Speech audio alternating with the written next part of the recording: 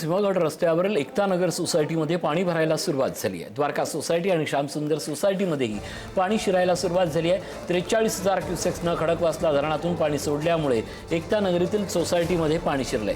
घटनास्थळी महापालिकेची यंत्रणा दाखल झाली आहे। जलपूजन आणि श्यामसुंदर सोसायटीमध्ये पाणी घुसलं असून नागरिक आपल्या दुचाकी आणि घरातील साहित्य आता बाहेर काढतायत।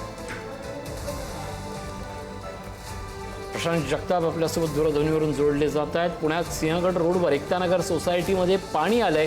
द्वारका सोसायटी आणि श्यामसुंदर सोसायटीमध्येही पाणी भरण्यास सुरुवात झाली आहे। काय अपडेट?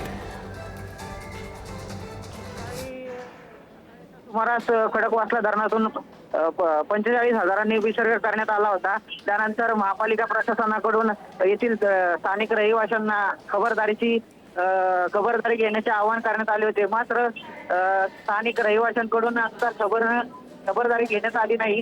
त्यानंतर आता नदीकाठी बांधलेला जो मातीचा बांध होता पाणी अडवण्यासाठी तो बांध आता फुटलेला आहे आणि जवळपास कमरे इतके पाणी एकता नगर सोसायटीमध्ये घुसले आहे आणि नागरिकांची आता धावपळ उडालेली आहे। तसेच प्रशासनाचे देखील मोठी धावपळ उडालेली आहे।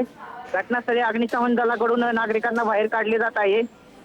अशी परिस्थिती येथे झाली आहे आणि या भागात आता धोक्याची घंटा वाजवायला सुरुवात झाली आहे।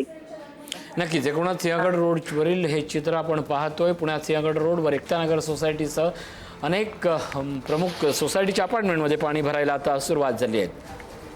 धन्यवाद या अपडेटबद्दल।